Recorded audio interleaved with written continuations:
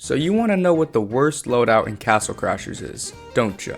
Maybe it's for a challenge run, or maybe it's because you want to show your friend who's a new player what the quote-unquote best loadout is. Well, no matter the reason, in this video I'm going to go over what the worst possible loadout is in Castle Crashers. And before we get started, we're almost at 30,000 subscribers, so if you enjoy the content, consider subscribing, and let's get into the video. So to make this loadout, we're going to need a character, weapon, and a pet orb. So let's start with the character. Now if you're really trying to get the worst character in Castle Crashers, you're going to want to use either the Peasant, Civilian, Thief, Open Face Grey Knight, or the Stove Face. The reason for this is because these characters have the worst magic in the game, with their heavy magic being arrow rain and their light magic being the throwing knives. Now if you're really dead set about getting the worst character possible, then definitely go with the Peasant. I mean, just look at this guy. And yes, I know there are some other pretty terrible characters like the King and the Green Knight, but the arrow rainers take the cake in my opinion. But now that we've figured out which character to use, it's time to get into the weapon.